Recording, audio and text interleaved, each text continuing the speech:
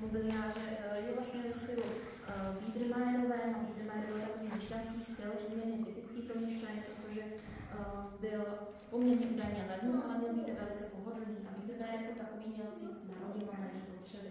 Takže díky těmto všem atributům byl takový velice oblíbený, ale hlavně asi kvůli té ceny nejspíše. Také si zde můžeme popsat některé z dalších rodin Trautmannsdorf.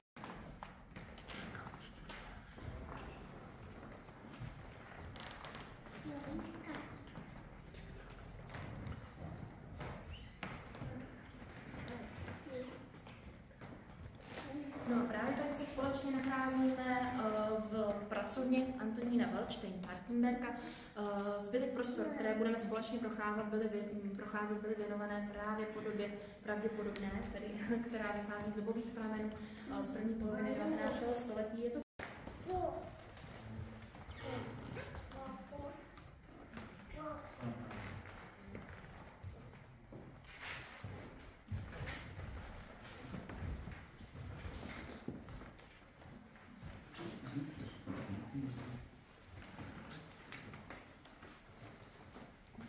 dále jsme společně v ložnici, no a už právě zmiňovaného páru Kajetána a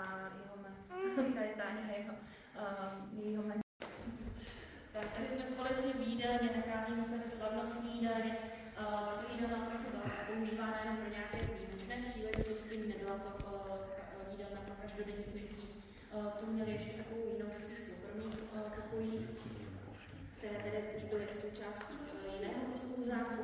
Tady se mohly odehrávat nějaké opravdu výjimečné příležitosti, akce nebo oslavy, třeba například jedna z nich namátkou právě byla roku 1889, tehdy poctil Litovštský zámek svou návštěvou právě Francouze, když císař Habsburská monarchie.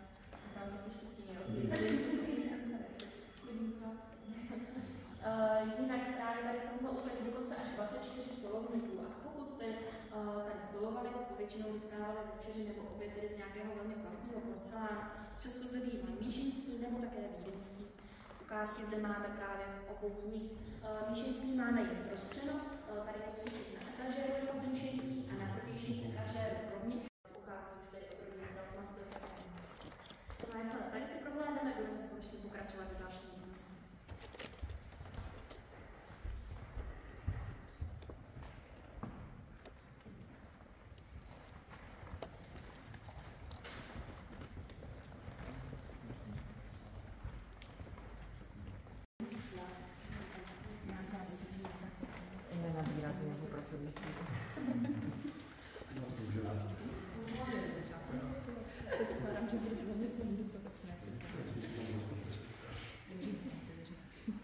Tady se společně nacházíme v takovém, dalo by se říct, pánském salóně.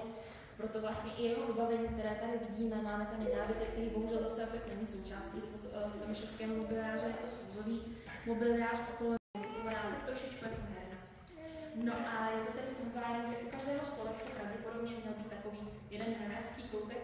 Máme tady vlastně v jednom rohu místnosti šachy, dále pak v druhém protějším úmyslu máme domino, a kousíček tady ode mě, kousek od okna pak reprezentuje karetní hry. No a mezi dvěma stolky, které jsem zmínila před chvilkou, máme naši koleční stůl, nebo údajně to byl studiárový. Tento údajně měl být darem v 19. století od ruského cara. No a v tomto pokoji ještě to, že pánové nejen, že se tady zachránil, v průběh celé bitvy skicoval, z nějakého vrcholku, aby to viděl, a z toho pak vyobrazil tyhle ty výsledná plávna. Tak až...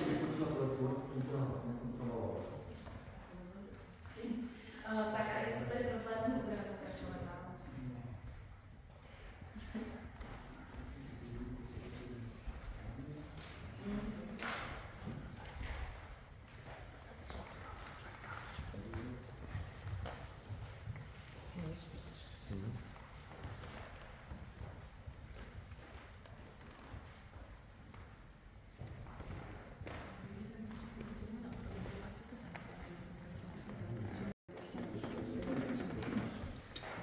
Tady jsme společně v dámském salonku.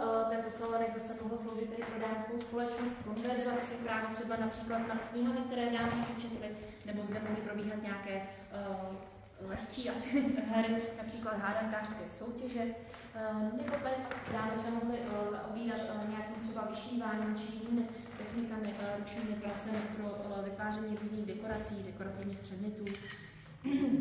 No a k takovému salonu, který zde tady probíhal, sem rády dámy si nechávaly zahrát k poslechu něco příjemného do ouška. A právě tady na klavír, který tady vidíme, z dílny Lejšina, jsem podíval hrát mladý Bedřich Smetana a 6 let.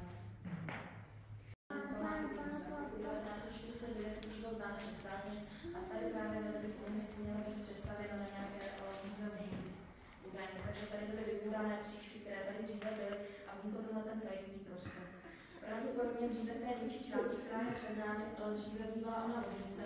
Tady takhle podél stěny, kde vidíme ty otevřené dveře a zástěnu tam postavenou, tak vedla taková chodbička, která směřovala tady do těch dveří, kam za chvilinku půjdeme, a to bylo z jednoduchého důvodu, protože v přízemí bývaly kuchyně.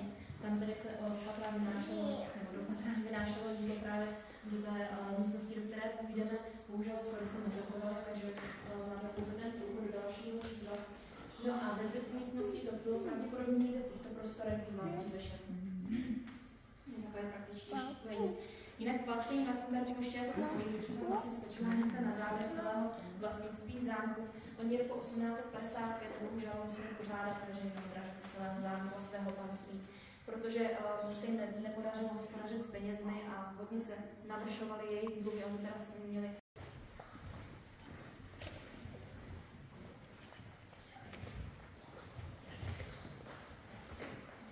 No a dále jsme společně vešli do tzv. Kredence. Je to prostor, kde se vlastně uchovávalo veškeré nádobí a také sklo či příbory, které byly potřebné právě pro ty jídelny, které se používaly. Jinak tady se dalo jídlo nějakým způsobem třeba připrášit, připravit a poté se pronášelo do velké jídelny, která přímo byla tady za nůžkem, schovaná za tím karavánem, to skutečně tak bylo, protože pokud se jídlo ještě odkládalo, tak to bylo servírované přímo na stůl, aby nebylo tedy sem vidět do tohohle prostoru, kde se s tím nádobí nějak ještě nakládalo.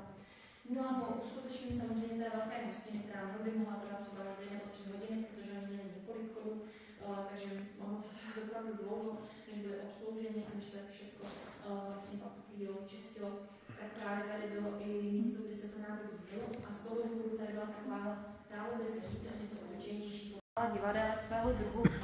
Některé takovéhle mají ještě na různých zámcích, ale ty právě už nejsou původní. To je z 18. století z roku 1796 a původní, který stále je vlastně celé vytvořeno ze dřeva.